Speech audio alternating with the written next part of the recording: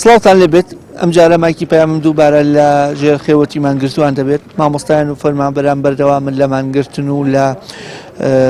خۆپیشاندان و لە ناڕزایەتی هەر ئەمڕۆ بەشێکی زۆر لە مامۆستایان و فەرمانبەران بەمبەستی گواستنەوەی ناڕزایەتەکان لە سلێمانیەوە بۆ هەولێر بەڕێکەوتون و ئێستا بەداخەوە لە بازگەی دێکەڵە بازگەی کاتی دێگەڵە ڕێگریان لێ دەکەن و ڕێگەنادە مامۆستایان و فەرمانبەران بچنە سنووری هەولێر و دەمەوێت لێرە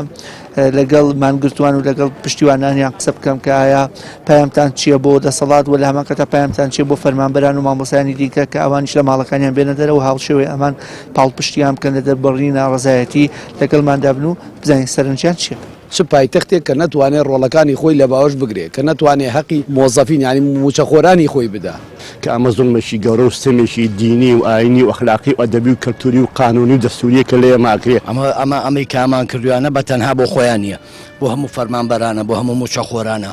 هەولێر مڵکی ئەو خەڵکە ڕەسەنەیە کە 32 ساڵە زوڵمی لێکرێن نە کۆمەڵێکی هاوردە کە دەستیان کردەوە بەسەر سەرجەمجموەکانی دەسەڵاتە. لە ڕاستیە ئێمە هیچ سیقەیەکمان بە بەرپرسانی حکومی و حیزبی نییە. ڕاستی پێم شەرمە من لە ماڵەوەم دانیشتوانیش لێرن. جەنابەت ئەو سوکاریکە لە مانگرتوەکان بۆچی بڕێدا و پشگیری بکەیت؟ وەڵڵی سەرەتا بەخێر بن وەڵی حەدیسێکی پێغەمبەرە صلی الله علیه و سلم فەرمێ ئونصر ئەخاکە ظالما ئەو مەظلومە. براکەی من و تەواوی موچەخۆرانی هەرێمی کوردستان مەظلومن. بەڕاستیەکەی لەبەر ئەوە پشگیری لێکم کە من مسلمان و خۆم بە مسلمان ئەزانم پێغەمبەری خوار صلی الله علیه و سلم یەکلایی کردوتەوە بۆم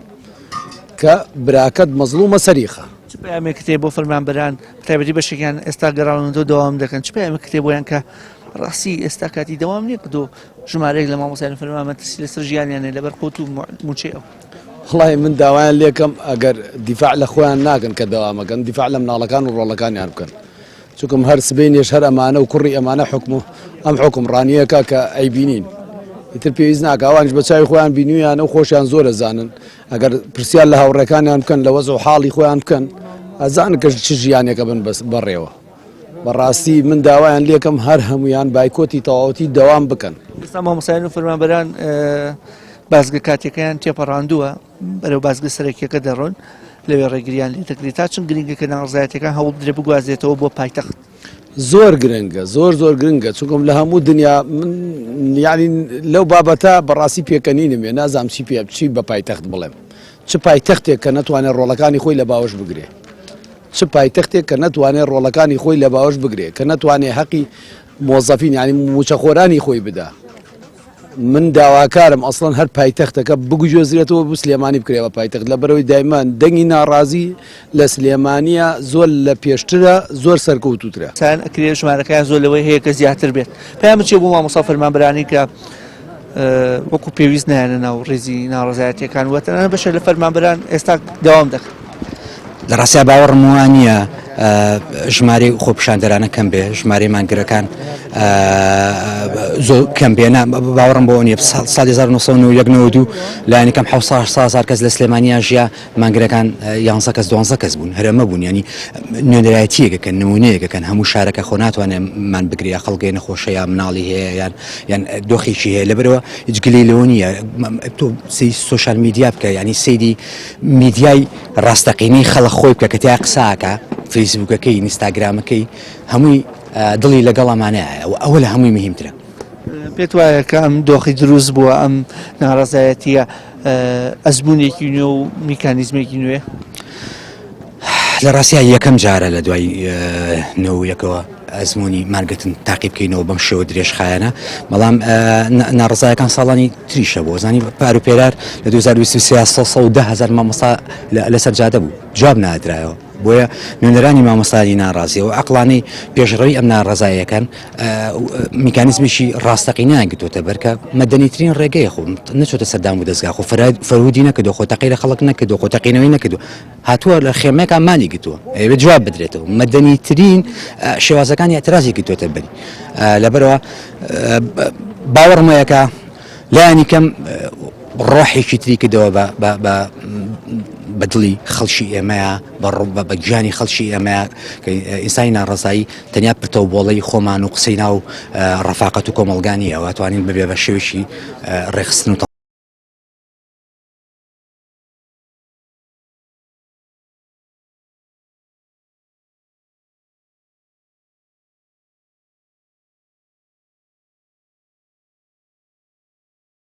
داوا پشتیوانی لەم دەنگە ناڕازیە بکرێت لەم چالاکیە نەبکرێت کە چالاکیێکی تەواو مەدەنی. وڵا بێگومان هەر بەردەوام بوون لە چالاکیەکە و بە دەنگەوە هاتنی خەڵک بەم جۆرە گرنگە و پەیامێکی گرنگیشە بۆ دەسەڵات لەوەی کە زەبر و زۆر و تونند و تیژی و ئەو زەختە زۆرەی کە لەسەر مامۆستایان هەیە بەداخەوە سافشارێکی دەرونی پێشتر فشار بەهێزە بۆ ئێستا لەلایەن دەسەڵاتەوە فشارێکی دەرونیە خرێتە سەر مامۆستایان بەجێرە شەوێن و بە دەستی دەرەکی تۆمەتبارەکەن بەڕاستی ئەمانە کارێکی خراپن و دوجاریش نەتیجەکەی دەسەڵات ئەبینینەوە ئەوانەی کە ڕۆژانە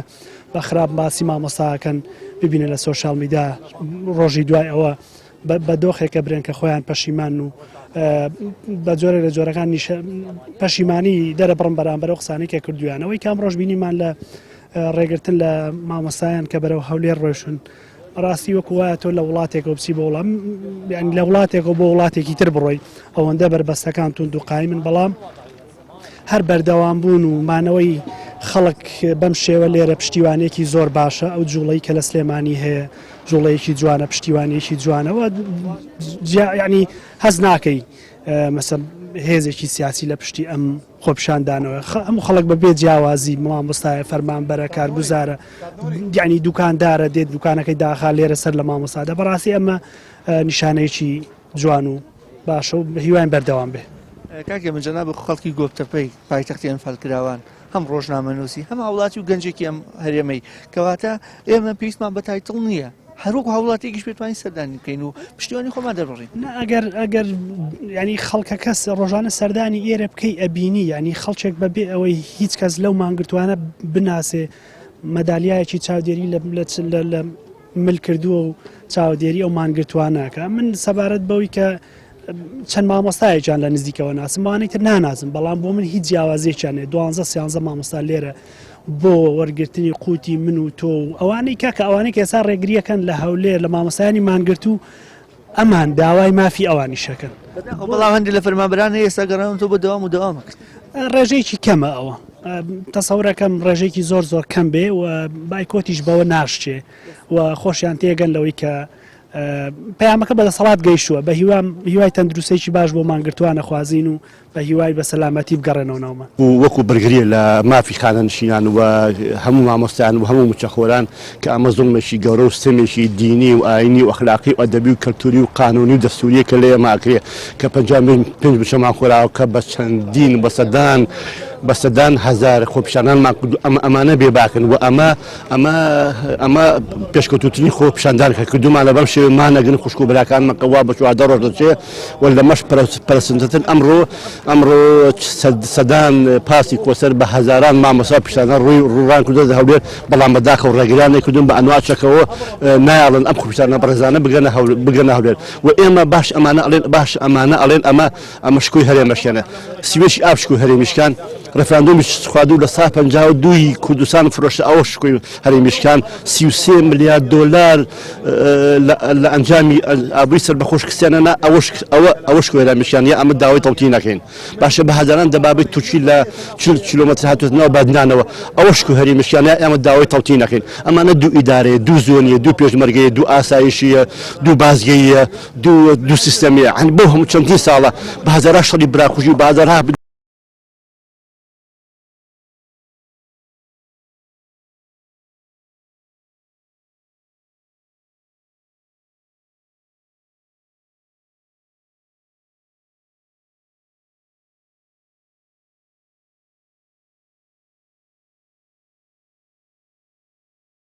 ئەوانە هاتوو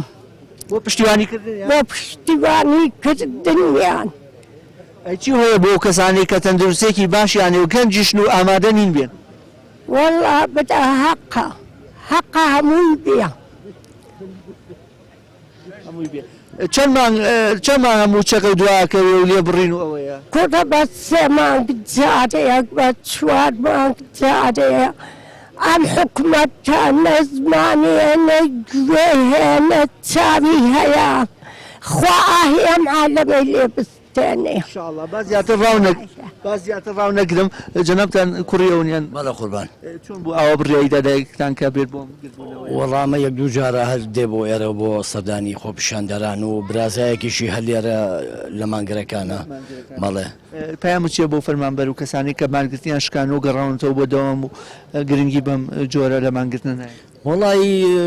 من پێڵم کۆیلایەتی چونکە تۆ ئەمانە سیانزە کەسن حساب کە خۆیان بەخت کردووە لە پێناوی هەموو موچەخۆرێکە ئەمەی کامان کردویانە بە تەنها بۆ خۆیان نییە بۆ هەموو فەرمانبەرانە بۆ هەموو موچەخۆرانە ئەگەر بەهۆی ئەمانەوە دەستکەوتێکە بێ هەمووی لێ مستەفی دەبێت تەنها بە تەنها ئەمان نین بەڵامی ترەوەی کە بایکۆت ناشکێنێت بایکۆتی شکانەوە یاوەی کاچێتەوە داوامیا پژگیری ئەمان ناکە نەک پێم وایە بە تاکید شتێکی هەڵەیە مامۆستاگیان جەنابەت چ پەیامێکت هەیە بۆ دەسەڵات کە نایەتە سەرخەت دەسەڵات دەمێکە ئەم پەیاممان پێداوە ئەگەر دەسەڵات لە خزمەتی خەڵکی خۆیان بێت و میلەتی خۆیان بێت ئەبێ گوێژ بگرێم ئەگەر ئەڵێمە زۆرینەین قابلە خۆ زۆرینە ئەوان دەنگی نەدابووان کە زوڵمی لێ بکەن زۆرینە دەنگی دابووان کە خزمەتی بکەن ئەم حاڵەتە تەنایمە بینین لە کوردستان یعنی ئەم شازە بینین لە ئەوەی کە کەسێک بەرپرسایەتی پێدێ لەجێ بەرپرسایەتی جێبەجێگا خەریکی ئەوەی کە بەرپرسایەتەکەی خۆی خراپ بەکاربێنێت بۆ ئێمە تەمە ناکەین حکوومەتی هەرێمی کوردستان یەک جابیر بکاتەوە کە ئەوان بەرپرسن لە ژیانی ئەم خەڵکە بەرپرسن لەوەی کە ئەبێ خەڵک ژیانی باشتر بێ گوزەرانی باشتر بێت نەک خەڵک ئەوانی خسبێتە سەر کورسیەوە بۆی زوڵمی لێ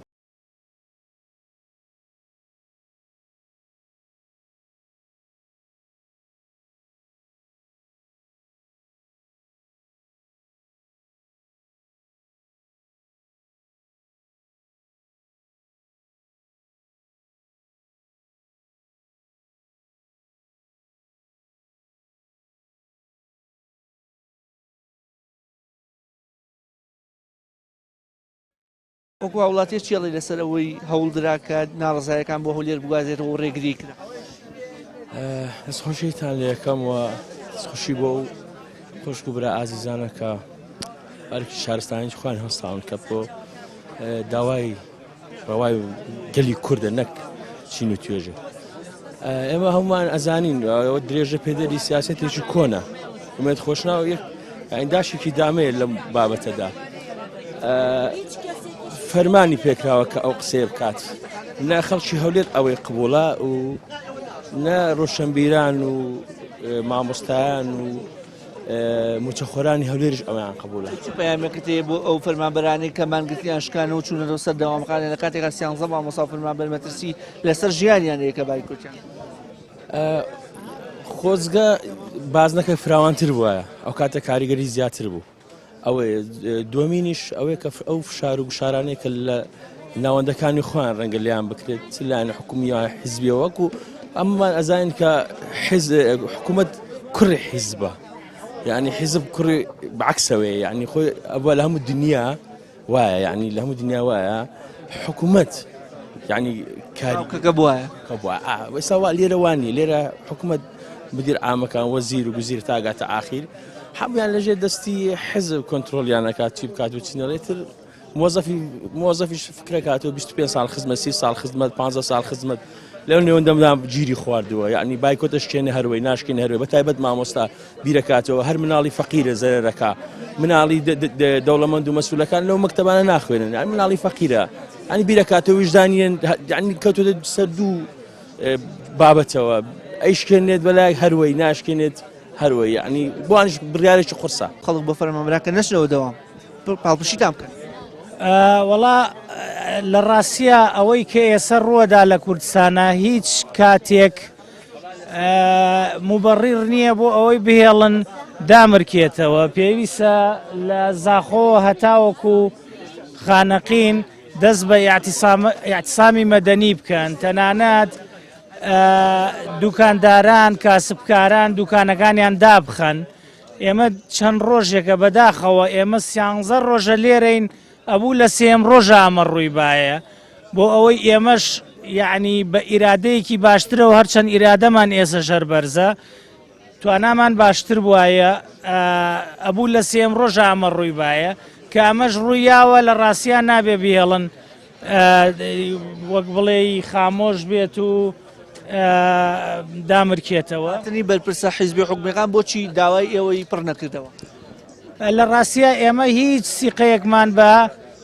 بەرپرسانی حکومی و حیزبی نییە. تەسەورەکەم لە ژێر ئەم چادرەیە نوێنەری دەربەنی خان و نوێنەری کفری و نوێنەری کۆیەی لێبێ، نوێنەری هەڵەبجەی لێبێ. ئەم برادەرانە لە سەیسایەق ئەم برادەرانە هەر ئەو برادەرە خۆی وعدی بە هەڵەبجەیە، وعدی بە دەربەنی خانیە، بە کفریە، بە کۆیەیە، هیچ یەک لە وعدەکانی نەبردووەتە سەرەوە. تازە ئێمە خەڵک بە وعدی شیردا بۆ داپیردا ناخەڵەتێ، بەڵام وعدی ئانی هەیە فەرم و بابێن وعدانیەکان جێبەجێ بکەن. بۆ نمونە ئەم میلەتە دڵیان خۆشە بێ ئەڵێن بۆ یەکەم جار کاری مەدەنی دەستکەوتێکی هەبوو موچەی مانگی 12 بن ئەوانی کەش بخەنە کاتیکەوە. باشە چونکە خەڵک لە ڕاستیا نایەوێ بە سەری شۆڕەوە لێرە بڕاتە دەرەوە. ئێمە هاتوین ئیش بکەین لەسەر مەوزوعێک، مەوزوعەکە شەوەیە سەر ڕایە و دەستکەوتانە. لە هەولێر ڕێگە نادرا هیچ کەسێک با بڵێن ڕێکخراوەکانی کۆمەلگای مەدەنی چالاک نەبوون. لە سلێمانیا چالاک بوون بەس خەرقەکران بەکارهێنران، پیانەوترا بڕۆنە سەر جادە و ئێمە بۆ دەستکەوت بەکاری بێنین. هەردوو حیزبی دەسەڵاتدار زۆر بە سەهوا چوون. ئێمە لێرەین بۆ ئەوەی ئەو پرۆسە ڕاستکەینەوە و لە ڕاستیان نەدەسەڵاتی ئەم لا ئەتوانێ یاری بە کۆمەلگای مەدەنی بکە و نەدەسەڵاتی ئەو لایشە تا کۆتایی ئەتوانێت ڕێگری لە کۆمەلگای مەدەنی بکە. تا چەند دڵخۆشی وەکومانگرتوێ لەم پشتیوانیە؟ وەڵا بەخێر من بێگومانەوە ئیرادە بە ئێمە ئابەخشێ، ئیرادەی چاکمان بێ باشە. ئێستا ئێمە وزوم ئەو وزەی کامانە وەکاری پشتیوانی ئەو بەرزانەیە. دەست خۆش زۆر سپاس.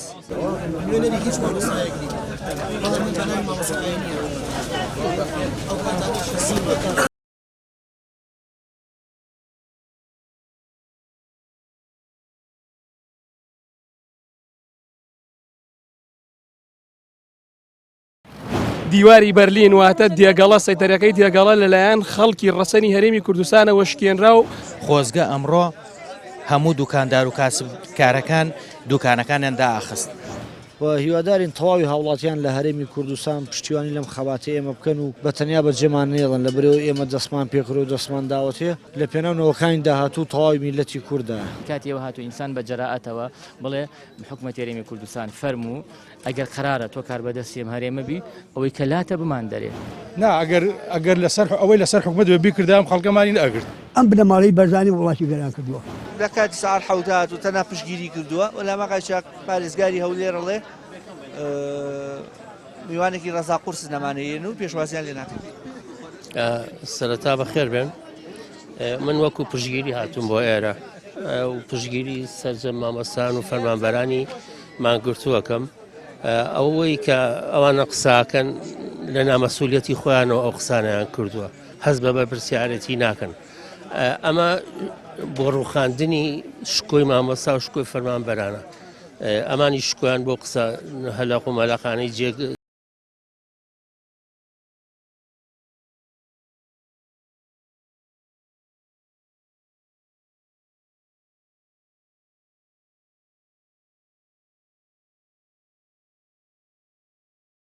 خوانیان بۆ دەرە بڕێ پشتگیریانەکە. ئەمە وەڵامی ئێمەیە بۆ ئەو دەسەڵاتە دەسەڵاتێکی کە هیچ لە بارانە بوو ڕقی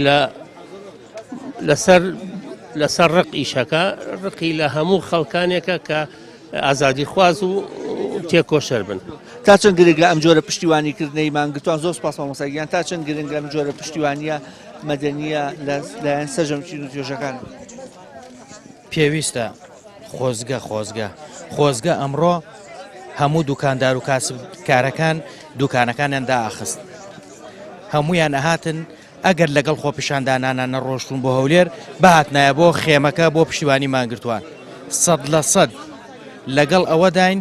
کە ئەم جۆرە چالاکیانە بەردەوام بێ بۆ ئەوەی ئەو دەسەڵاتەی کە 33 ساڵە ئەم هەرێمەی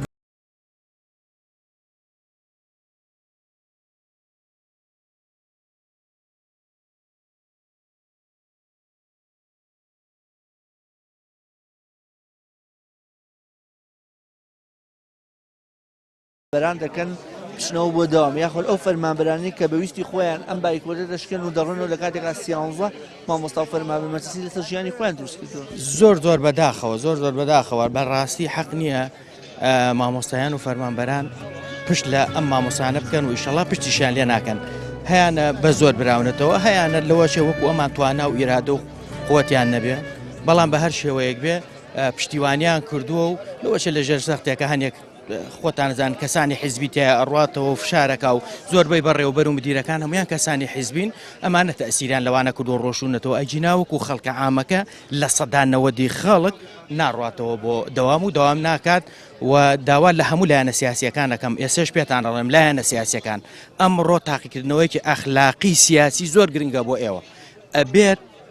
خۆتان بسەلمێنن ئەبێ سنووری دێگەڵە تێپەڕێنن ئەبێ ئەو بەرگریە نەمێنێت هەولێر و سلێمانی ببێ بە یەک زاخۆ و خانەقین ببێ بە یەک ئەو جیاوازیە نەمێنێ هیوادارم بەردەوام بن و نەگەڕێنەوە و فشارەکانتان زیاتر بکەن. بەداخەوە ئێستا زانیاری ماوەرگەر کە لە بازگە فەرمیەکەی هەولێر لەلایەن هێزە ئەمریکان و گازی فەرمیێسکڕێژ و تەنانەتە قەش بەسەر خۆپیشاندەران و مامۆستایان و فەرمانبەرانی ناڕازیە کەمە بەستیانە بچنە هەولێر ئەنجام درراوە و لەمەوێ لەسەر بابەتەکان قسە بکەم لەگەڵ مامۆستا ئاوات یەکێک لەمان گرتووان مامۆستا تا چەند گرنگە پشتیوانیکردن لەم خەباتە. سڵاو ڕێز بۆ جەنابتان بەخێر بێن پشتیوانیکردن لەم خەباتە زۆر گرنگە و چووە دۆزێکی ڕاومانێ پێویستە لە پێناو دۆزە ڕاوەکەمان بەردەوام بین ئەمڕۆ هاوڕێیانمان ڕۆشتون بەرە و هەولێر بەداخەوە لە یەکێک لە هەرە بازگە ناشرینەکانی هەرێمی کوردستان کە دەمێکە ناوی دەرکردو بە ناوی بازگەی دێگەڵا ڕێگری لە مامۆسان و خۆپیشاندەران کراوە بە گازی فرمێسک ڕێژ بە ئاویان پڕژانەوە بە سەریانەوە تەقەشیان کردو بە سەریانە چەند مامۆسایەکیش بینیمان لە ڤیدیۆکانە ڕاستەخۆ کە کەوتون بە عەرزە عەزیەتیان پێگەشت و ئازار دراون و هیوادارین تەواوی هاوڵاتیان لە هەرێمی کوردستان پشتیوانی لەم خەباتە ئێمە بکەن و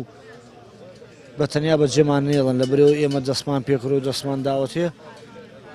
لە پێناونەوەکانی داهاتوو تەواوی میلەتی کوردایە بەشێک لە پەرلەمانتاران ئەوەی ئێمە زانیاریم ئەمە هەبێ لە ماوەی ڕابردوودا سەردانیان کردوون بە تاپەتی پەرلەمانتارانی پێشخولی پێش و ئەوانەوە جێگری سەرۆکی حکوومەتی سەردانی کردن سەرۆکی حیزبی یەکێتی ڕۆ کۆمانی لایەنی تاڕێ پەیوەندیدارن بەڵام ئێوە سەردانتانەوە یان جێبەجێگری خواستەکانتانەوە. ئێمە لە یەکەم ڕۆژە وتومانە دەرگای خێمەی مانگرتوان کراوەیە بەڕووی هەر کەسێکە کە بێ سوپاسیقین بە خێراتنیەکەی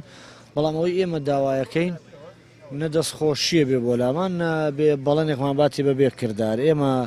ئەوەی ئەمانە بێت داواکاریەکانمان جێبەجێ بکرێ بۆ ئێمە چاوەڕێ ئەوەین کە داواکاری مامۆسان و فەرمانبەران کە داواکاری هەموو گەلی کوردە داواکاری هەموو کوردستانە جێبەجێ بکرێ هیوادارین هەر کەس جێ بۆ لامان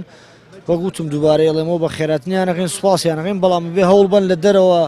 هەوڵ بدرێ بۆ جێبەجێکردنی و داواکارانی کە هەمانەوە داواکاری هەموو میلەتی کوردە.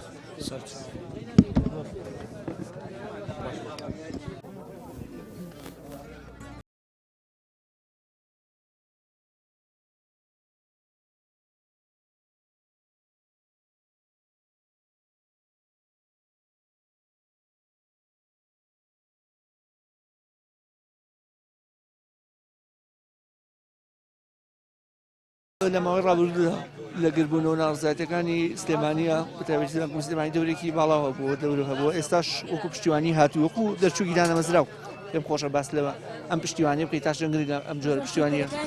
بەڵێ سپاس بۆ خی گەورە ئەمڕۆ یەکێکە لەو ڕۆژە پیرۆزانە لە تاریخی گەلی کوردی ئێمە لەبەرەوەی کە ئەمڕۆ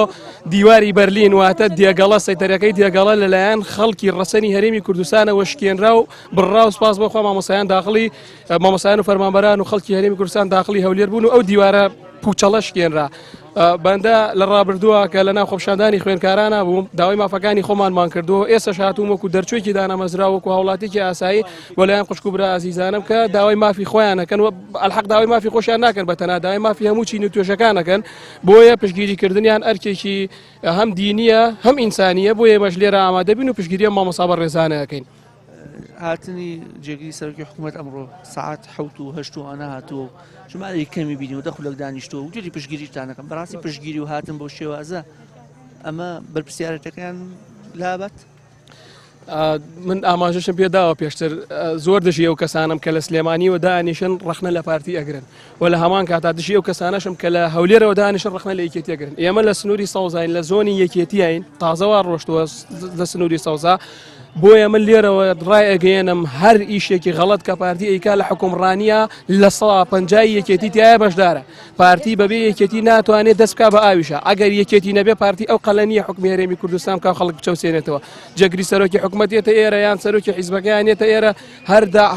بەڵێنێک بە مامۆسایان و بە فەرمانبەرانە دەن ئێمە یەکشتمان لێ نەبینیون تا ئێستا جێبەجێ بکەن بۆیان لە ڕابردووە لە خۆپیشاندانەکانی مامۆسایانە وعدی پلە بەرزکردنەوە و تەوتین و کۆمەڵێ بەڵێنیاندا بە مامۆسایان و لە هەڵبژاردنیشە هەموو ڕۆژەکەیان و بڕوخێوە ئەکەین و تەوتینەکەین و موچە لە بەغاوەیەت یەک وعدیان جێبەجێ نەکرد. ئێستا چاوەڕێکیان لێ بکەین وعدی تر جێبەجێ بکەین. بۆیە ئێمە لێرەوە پێش ئەوەی ڕەخنە لە پارتی بگرین ڕەخنەمان لە یەکێتی و لە سەرانی سەرەوەی یەکێتیە کە ئەگەر ئەوان نەبن پارتی ناتوانێت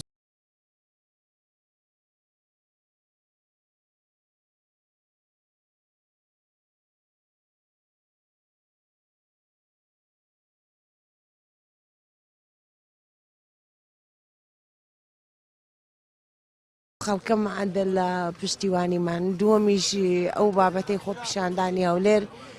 بەڕاستی یعنی ئەوونە وەزەی یاومەتێ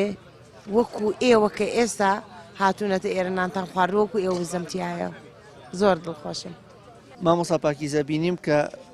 خۆپیشاندەران بازگەکەی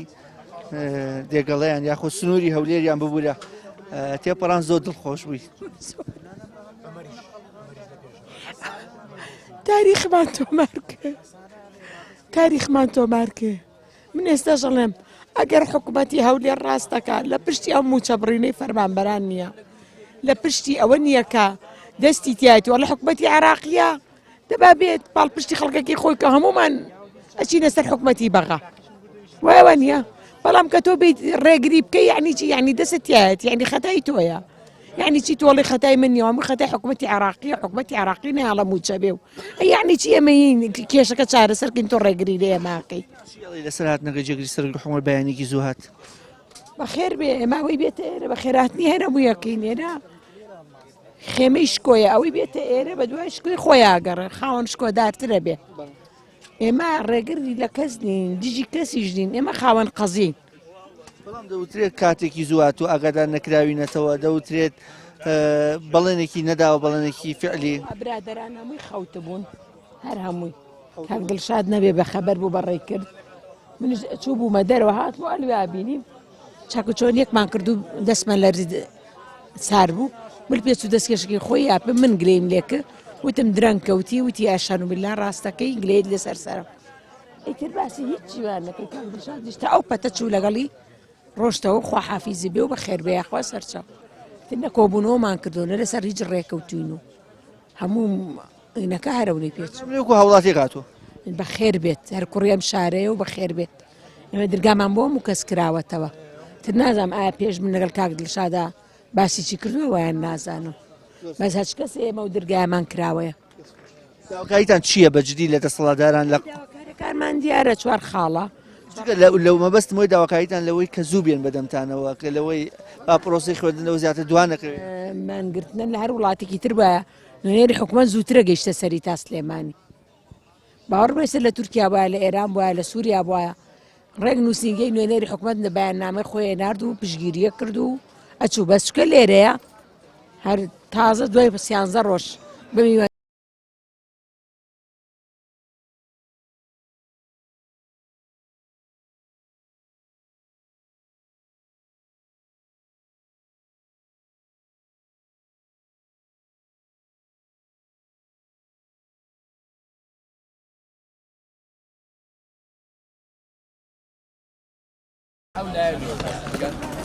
هەوڵاتێک و کەسایەتێک کەسەدانی ئەم مانگرتوانن کردووە تا چەند بە پێویستی زانانی هەموو دەنگ و ڕەنگە پشتیوانی لەم خەباتە مەدەنی من وەکو مامۆسایەک ئەمڕۆ هاتم بۆ خزمەتی ئەم مامۆسانە ئەو ئەرکەی کە ئەم مامۆسانە ئەیکێشن لێرە ئەرکی هەمومان بووە شانێنداوە دەژێر ئەو ئەرکەی کە لەبری هەمومان ئەم عەزیەت و زەحمەتە بخەنە بەردەستی خۆیان بەڕاستی من سوپاسیانەکەم وەک مامۆسایەک بە پێویستی ئەزانم لەبەرەوە ئەمان داواکاریەکان بۆ کەس بۆ خۆیان نییە بۆ کۆی فەرمانبەران مامۆسایانە منش وەکو خۆم پشتیوانیانەکەم و سوپاسیانەکەم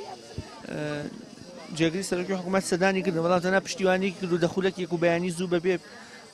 ئاگادارکردنەوە هاتە بوو پێویستەکە تەنیا سەردان بێ یاخود بەڵکو بێ بڕیارەکان جێبەجێ بکرێت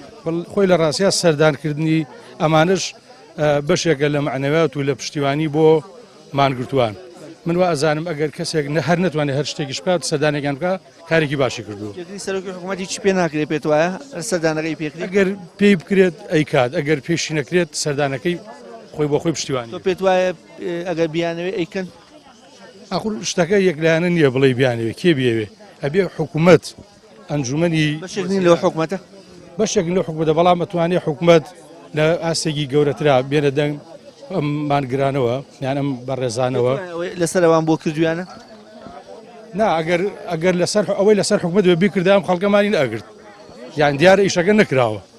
هەر کاتێ ئەمانە وازیان لە مارگرتنی هێنا ئەوە ئیشەکە کراوە کە ئەمان وازێنانی هیچ نەکراوە چ پەیامێک کتێ بۆ ئەو فەرمانبەر و مامۆستایانی کە تا ئێستا ئامادەین پشتگیریتان کرد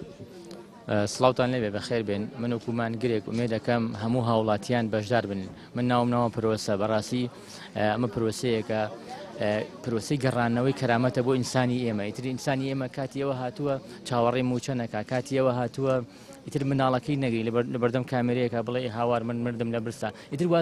وازم توێرە قسەکرد نەبێن بەڕاستی کاتیەوە هاتووە ئینسان بە جەراعەتەوە بڵێ حکومەتی هەرێمی کوردستان فەرموو ئەگەر قرارە تۆ کار بەدەستیم هەرێمە بی ئەوەی کە لاتە بمان دەرێ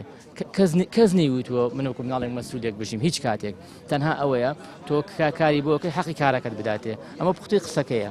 ئینسانی ئێمە ینی ضرورە بە کەرامەتەوە بژی لەبەی تۆ لە وڵاتەکانی وڵاتێکی توزانم بێپارە بێت وڵاتێک داهاتی نەبێت وڵاتێک ینی هەر سەرخان و ژێرخانی وڵاتە پڕ لە سامانە بەڵام بۆ شاراوەتەوە ئەمایان قسەیەکی ترە ئەچێت دەسەڵات وەڵامی جدی هەبێ بۆ ئەم بابەتە بەڕاستی کاتی ئەوەش هاتووە ینی من پێم سەیرە لێرە و لەوێ قسە ئەبیسی قسەمان پێ ئەبووترێت ئەبوو دەسەڵات بێت ئەنی دەستی تاک بە تاکیم هاوڵاتیانە لێرا ماچکە هەر سیانزە نەفەرەکان کە سیانزە ڕۆژە مەحرومن لە سۆزی مناڵ سۆزی خێزان سۆزی دایک سۆزی باوک هاتوون لەژێر ئەو خێمە سارد و سرا ئەبواە دەستی یەک بێکیان ماچکن ئێوە ئەو دکتۆرانن کە پێمان ئەڵێن کێشەکان لەکوێیە بەداخەوە کەچی هاتنەوە تا ساعت حوتی بەیانیات باشە سعات حوتی بەیانی هاتوون هاتنتانەوێ چۆنە مشکلەکە لەوایە تۆ باشە هاتوویت ئەم ئینسانانە ئامانجێکیان هەیە باشە تۆ ئەبێ قسە لەسەر ئامانجەکانی ئەوان بکەیت قسە داواکاریەکانی ئەوان بکەیت بەمە ئەوترێتدا ئەوکە هەموو هاوڵاتیان دێ ئەو هاوڵاتی کە ئەو هاوڵاتی نامناوێن هاوڵاتی بەڕاستی ئەو هاوڵاتی کە باسیەکەی وەکو مرۆڤێکی نۆرماڵ هاتووە لە ئەحواڵی پرسیوی باشە چ من پێتوەدەم کاگو شێر سەلام عەلەیکوم باشی سەحەتە باشە تەنها خۆیەوە بیری ناکەم بڵێن بابی لە بنیشکەوە بیبینی ئێوە بۆ من بیرفعل ئەگەر بیر بکەم تەنها بیری دایک مەکەم بەس بیری دایک مەکەم ئەنی ئەوەی کە من بەسێتەوە بەجددی بە وڵاتەوە دایکمە باشە ئەبێ ئەو گرەیە جارێکی تر ببەسرێتەوە دوای خێزانە گلەی لێ ناکەم لە بیری من ناکە گلەیم لێ ناکە خەمیەوەم نییە زەمانە خەمیەوەم نییە ئێوە کاتێ بەرپرسەکانتانەوێ بۆ ئەوتانێ داواکاریەکان تاجێبەجێ ئەنی ئەلحاق ئەوان دەرگایەکیان هەیە باشە ئەگەر قرار بێت خاوەن ماڵ بن دەرگایەکیان هەیە ئەوە ضروري لەم دەرگایە دراوە پێویست ئەوان بیکەنەوە ئەگەر نیکەنەوە خوا نەخواسە خراپتر ڕوەدا نەگەوەی فەوسایەک نەگەوەی جوزانم کوشت و بڕێن بەروم خەباتێکی سپیە ینی کاتی ئەوە هاتووە حکومەتی هەرێمی کوردستان کار بەدەستانی مەرێمە کەسی یەکەمی مەرێمە من تێناگەم کەسی یەکەمی مەرێمە بۆ بێدەنگە ئەگەر مناڵێکی کەسی یەکەمیم هەرێمە بۆیە بەڕاستی ئێستا وەڵامی جدی هەبوو بەڵام بەداخەوە تا ئێستا دێ وەڵامەکان قەناعەت پێکردنی فەرمە حیزب تۆ لە حکومەت دەوڵەمەندتری ئەنی لە داهاتی خۆت باشە حیزبی کوردی هەیە زیاد لە جارێک لە حکومەتی کەدای حکومەتی کوردستانە دەوڵەمەنە ئەبوو لە باخەڵی حیزب ئەنی داواکاریەکانی خەڵک جێبەجێ بکرا داواکاریەکانی خەڵک زۆر لەوە ئاسانترە کە حکومەت جێبەجێ بکە بۆ جێبەجێ ناکە ئەمیان مۆزوعێکی ترە ئەشێت وەڵامەکە لای ئەوان بێ وەڵامێکی جدیشە چ پەیامێکت هەیە بۆ پەیامەکەی مامۆستا باپیر من زۆر بەدڵما پەیامەکە عەلی باپیر کە خۆ من بە شەرتێکی دەنگم بە ئێوان نەیەوە بەڵام بەڕاستی ڕاستن ئەو مامۆستاش کە گیراوە لەلایەنەوەوانە ئەو زاڵمانەی بنەماڵی بەرزانیەوە ئەم بنەماڵی بەرزانی وڵاتی گەران کردووە هەر بەستەقەتی دروستی کۆ پیای ئەردۆغان پیاوی دوژمنەکەی بووە کە چێسا بۆ بە پیاوی ئێمە پیاوی دوژمنی ئێمە بۆ بە دوژمنی ئێمە خانشینم هەموو کاتێ دیپام لە خانشین کردووە و هەموو کاتێ لەگەڵ مامۆستا بووم لەگەڵ چیدا بووم چی هەیە بۆ فەرمانبەرانەی کە تا ئێستا بڕیارە نەداوە بێن پاڵپشتی لەم دەنگە ناڕازیە بکەن لەم مانگرتوانە بکەن وڵای من دەڵێم ئەگەر ئەوان پیاوی ئەوان نین ئەگەر پیاوی پیاوانم بێن پیاوی ئەم مانگرتوانم کە من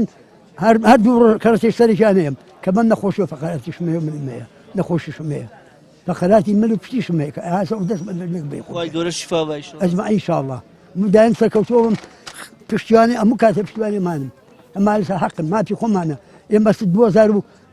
مانگی 12 خوارد ئەوە مانگی یەکیشە بەتەمای بیکەن بە دووش خۆن ئیلەشی ماوانەی خۆن جا باشە کە وڵاتیان پێ نابێ بەرەوە بۆ ناڕۆم بەجێی بێڵن بام ڕاستە بەجێی بێڵن ئالەنە سەگەردان کردو ژیانی ناڵەکانی خۆشمان سەگەردان کردووە ئەمە وڵات نایە وا نابێ بەڕێوە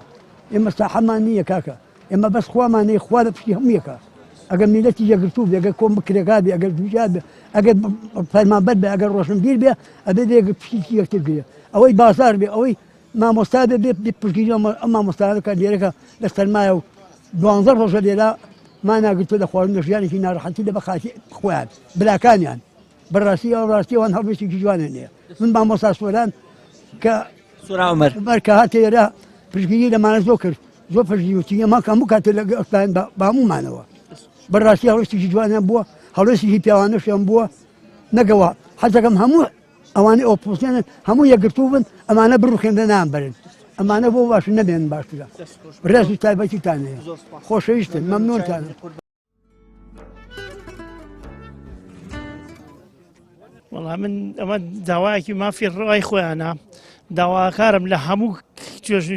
سیاسیەکان هەمویان بێنە سەرخەت بە کریەکار بە مۆزەف بە هەمویان بێنە سەرخەت بە زووترین کات ئەم کێشەیە چارەسە داوای مامۆستاف داوای مافێکی ڕەوای خۆیەتی داوای مافێکی ڕەوای خۆیەتی بووە ئەم کێشە چارەسەرکەن بە زووترین کات داوا لە حکوومەتی هەرێمی کوردستانەکەم خوبە تاڵەبانی مەسعود بەرزانی بێنە سەرخەت بە زووترین کات ئەم کێشەیە چارەسەرکەن پەیامێکت هەیە بۆ فەرمانبەرانەی کە لە دەوامان و بایکۆت ناکەن و پاڵپشتی ئەم خەڵکە ناکەن داوا لەو فەرمانبەر و دایرە و داوامانە هەمووی داوام ڕاگرێ دوکاندار هەمووی دوکانەکانتان داخن کاسبکار بێنە سەر جادە ئیتر تا کۆتاییە هەتاکەی سیدانە 40 ساڵە ئەم وڵاتە ئاوایە وێرانە داوا لە هەموو دایرە و داوام و دایرەی مرود دایرەی ئاسایش پۆلیس هەمان بێنە سەرخەت بە زووترین کات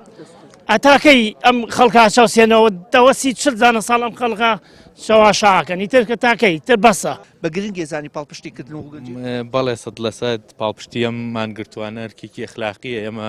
هەمیشە پێمان کرابێک چی لە ڕابردوو چ لە داهاتوو هەمیشە لە شەقامە بین بۆ داواکردنی مافی خۆمان و مافی هاوڕەکانمان ئەم مامۆستا بە ڕێزانش مامۆسای ئێمە بوون خەڵکێکی بە مووقیف و داوای مافی خۆیانەکەن ئێمە شاتین بۆ پاڵپشتی و پشتیوانیەوە چەند دڵخۆشی بەوەی کە سەرجەم چی و توێژەکان سەردانی ئەم مانگرتوانەکەن پاڵپشتیانەکەن و پاڵپشتێکش بە فراوانە بینی جێگەی دڵخۆشیە سەرجەم تین و توێژەکانی نەیرە بۆ پاڵپشتیکردنی مامۆسا ناڕازیانە مانگرتوانە بەڵام من هەمیشە وتومە ئێمە کە خۆپیشاندانەکەی ناڕەزایەتیمانە بێ تا ڕادەیەک جاجایە لە کۆمەڵگای ئێمە بینی مامۆسا بەجیاییکا فەرمانبەر بەجیاییکا زۆر جار قوتابی جوتیار کاسبکار هەمومان پێویستە لە قۆناغێکا یەک گرین تا ئەوەی دەنگمان بە بڵندی بگات بە دەسەڵات و بتوانین بە ئاسانی مافوو ئەو داواکاریانەی هەمانە بەدەستی بێنی وڵای ئێبێ بە هەموو ڕۆژێک لێرە بین ئەبێ لەگەڵ ئەوان نابین چکەوان داوای مافی ئێمە ئەکەن بەڕاستی پێم شەرمە من لە ماڵەوەم دانیشتن ئەوانیش لێرن یعنی ئەوان ئەیکەن لەبەری هەمومان لەبەری هەموو فەرمانبەر و کاسبکار و هەموو کەسێکی کوردستانە فەرمانبەر هەیە خۆیسا دەوامەکە بایکۆتی شکاند و چی هەیە بۆ ئەوان لە کاتێک ئەم سیانزە مامۆسایە لەگە فەرمانبەرە مەجلیسی لەسەر ژیانی خۆیان دروست کردووە لەبەر ئێمە وڵی ترەوش ئارەزوی خۆیانە بەڕاستی ئەبێ هەموم ئەبێ ئەتیسامی ئام بێ ئەبێ هەموو هەتا دوکانارەکان بەگشتی هەموو کەسێک سایق پاس تەکسی هەموو لە ماڵەوە بین نەچینە دەرەوە ئینجا سوودێ بێ ئەم مانگرتنە بەڕاستی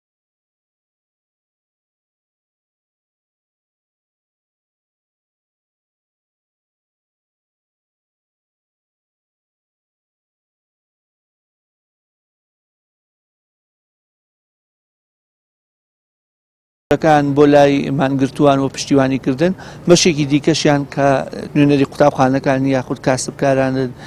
یاخود پیشەوەرانن بە هەڵواسینی لافیتە و پۆستەرات پشتیوانی خۆیان دووپات دەکەنەوە بۆ مانگرتووان و دەڵێن داواکاری ئەوان داواکاری ئێمەیە لە ئەم تابلۆیدا نووسراوە یاخود لەم لافیتێدا نووسراوە چادرگەی شکۆداری و مەتەرێتی شەرەف واتە لە ئێستادا ئەم گزارشتە ئەوەیە ڕێست جاران ئەگەر بێت و ئێمە بە چەک خەباتمان کردبێ ئێستا بە قەڵەم خەبات دەکەین و لە ڕێگەی قەڵەمەوە هەوڵدنی داواکاریەکانمان بگەێنین وە لە هەمەگاشان نووسراوە دوانەی خەباتن کەواتە هەم قەڵەم و هەم چەک باس لەوە دەکا هەردووکیان دەتوانن شۆڕشیان پێ بەرپا بکرێ و شۆڕشی لێ دروست بکرێت دژی گەندەڵکاران و ئەو کەسانی کە ئەبنە هۆکاری ئەوەی خەڵک بچەوسێنرێنەوە. مایکی پەیامی ئەم جارم بە کۆتا گەیشت تا بەرنامە و مایکی پەیامێکی دیکە بۆ خودایەتان دەسپێرم کە سپادەزایان ناکات. چییە؟